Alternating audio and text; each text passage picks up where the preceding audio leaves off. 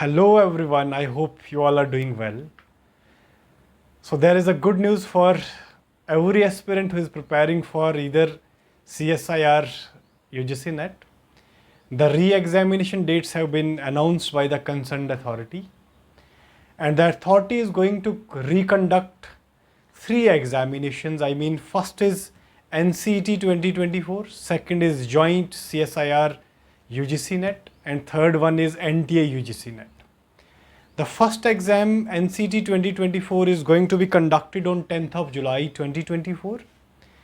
Second exam, joint CSIR UGC NET, is going to be conducted from 25th of July to 27th of July 2024. And UGC NET 2024 June cycle is going to be conducted from 21st of August to 4th of September. All these examinations are going to be conducted on online mode, right? Computer based testing is going to be applied for these examinations. सारे exams जो हैं वो online होंगे instead of offline. All right, so ये आपके लिए बहुत अच्छी न्यूज़ है guys. So there are few tips which you people are going to be apply before entering into examination hall or before resuming your preparation. All right. The first tip is that don't go for the fresh content. Go for the revision of whatever you have learned till date. Second is go for the mock tests. And third one is don't go in the examination before re-evaluation of the recent paper conducted by NTA UGC NET of the concerned subjects. Like, तो आपको ये जितने भी paper अभी हुए, चाहे English का, sociology या सब डिसिप्लिन का तो हो ही गया था, तो वो पेपर आपको री-इवेलुएट करके जाना बहुत ज़रूरी है. Specifically I am going to talk about English. So English के पेपर का अगर इवेल्युएशन नटशेल में इस बार का किया जाए तो क्रोनोलॉजी बेस्ड क्वेश्चंस बहुत ज़्यादा थे.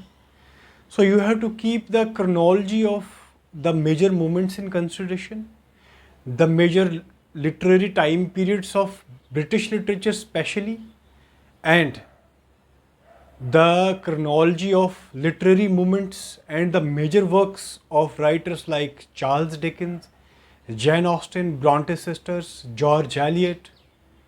ऑल राइट, और जितने भी आपके नॉवेल्स हैं, स्पेशली नॉवेल्स की क्रोनोलॉजी आना बहुत ज़रूरी है.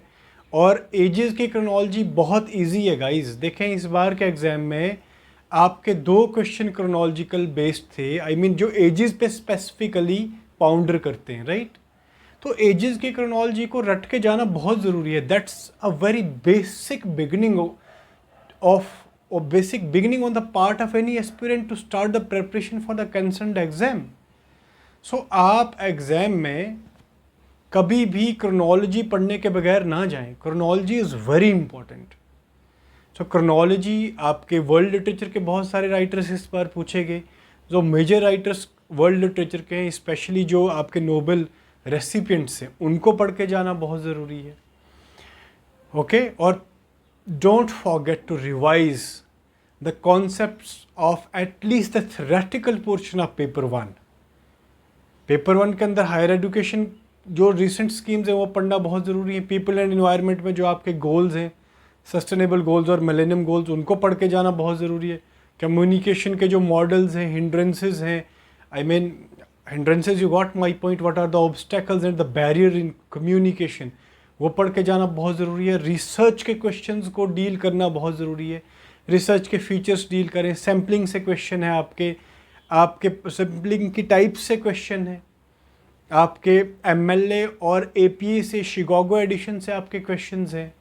तो ये सारी चीज़ें जो है इम्पॉर्टेंटली पढ़ के जाना बहुत ज़रूरी है. Teaching aptitude, it's all about the mind game. All right, so teaching aptitude and all paper 1 के जितने भी थेरेटिकल कॉन्सेप्ट्स हैं, जिन बच्चों का लॉजिकल थोड़ा सा वीक है, वो एटलीस्ट थेरेटिकल पोर्शन को थरली पढ़ के जाएं. ओके, तो अपना ख्याल रखें और प्रेपरेशंस के साथ साथ अपनी रिवीजन पे फोकस करें ज़्यादा से ज़्यादा. ओके, और चैनल को सब्सक्राइब करना ना भूलें. Thank you, bye bye and take care.